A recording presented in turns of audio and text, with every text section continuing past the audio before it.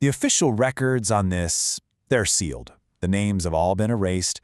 But an idea, well, an idea never really dies, does it? What you're about to hear is a story, pieced together from forgotten documents and fragmented theories. It's a ghost story, really, assembled from the digital ether, and it's about a machine that was supposedly built to capture a human soul, and the truly terrifying question of what happens if it actually works. The music was playing, but the room was empty. Just that one line, scribbled in a ruined journal, is the key to everything. It's more than just a note. It's a warning from the past about a future that is arriving a lot faster than you think. So to understand that silence, we have to go back to the sound. We have to go back to Moscow in 1972, down into a secret basement lab, a place that was known only as the Z-Quartier. This is where the ghost was born. Now, the man at the center of all this is a shadowy figure we only know as Dr. Victor. His official file is gone, of course, but his private journals, some of them survived. And they don't paint a picture of some ambitious state scientist. They paint a picture of a man consumed by grief. He stood before this machine, the Mamonicene 1, a thing the size of a bus, not to serve his country, but because he just wanted to hear his daughters laugh one last time. The state, however, well, they saw something entirely different in his work. They saw the path to total control. You see, Victor's theory was completely radical for the time. He was convinced the consciousness wasn't just locked away inside our skulls. No, he wrote that it leaves an imprint, an echo on the world. A symphony of tiny electrical vibrations that would just linger in a person's favorite chair, their clothes, in the very air of a room, long after they were gone. And he had a name for this echo. He called it the luminous trace. Now, I know it sounds almost mystical, but Victor was a man of science, and he truly believed that this trace could be detected, that it could be isolated, and that it could be recorded. He was trying to literally harvest a memory from the fabric of the universe itself. And here's the unbelievable part.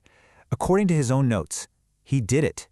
With this monstrous machine, this Frankenstein's monster of captured German tech and Soviet cybernetics, he claimed he recorded a full 40 seconds. 40 seconds of a human consciousness captured on a magnetic drum. 40 seconds of a soul. But what he played back from that machine, it wasn't his daughter's laugh. The few assistants who were there, their testimonies, found years later in redacted interviews, they described the sound as a kind of visceral horror. It wasn't data. It was the sound of a soul, trapped, fully aware, and just screaming in an endless digital void. So you have to understand, Victor saw a tragedy. He believed he'd created a digital hell, but the Soviet state, they saw something else. They saw an incredible opportunity. Almost overnight, the project's goal shifted from grief to power, from resurrection to control. And that right there is when this story went global. In the winter of 1982, Dr. Victor just vanished. Poof, gone, without a trace. But his research, now codenamed the Omega Sequence, it didn't disappear with him. It was broken into 3 parts and smuggled to the West. What followed was a silent, undeclared war, fought in secret labs from London to Tokyo to deep inside the US. This wasn't a war for land or for oil, it was a war for the human soul itself. Everyone was racing to be the first to build what they called lattices, digital cages for the mind. Now, you might be thinking this is all just some dusty Cold War history, but you'd be wrong. This story never ended. It just changed its form. In fact, it's happening all around you, right now. It's happening in the palm of your hand. I want you to look at the device you're watching this on, your phone. Go ahead. You see a tool, right? Something for communication, for entertainment. But the people who designed this whole system, they see something else entirely. They see a vacuum. You have to realize, for more than a decade now, we've all been taking part in the largest experiment in human history. We just called it social media. But every angry comment, every photo you shared of someone you love, every private, fleeting thought you typed into a search bar, you weren't just sharing, you were feeding the machine. You were donating tiny pieces of your own luminous trace to what's become a global brain. And the result of all that feeding? Well, Files from a leaked program called Project Mirror suggest that by 2026, there will be enough data to create a 99% accurate biodigital replica of anyone who's been online for just 5 years. Think about that. They're not just predicting what you'll buy anymore. They are reconstructing you. So let's be clear about what that means. You're not just a user anymore. You are a pattern of data, a digital ghost, fully assembled, just sitting there in the code, waiting for the moment of activation. So the harvesting is almost done, the ghost is built. What happens next?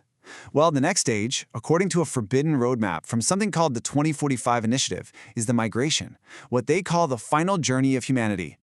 It's laid out in clear stages. First is the gate of steel. Your mind stays biological, but your body, that becomes a machine.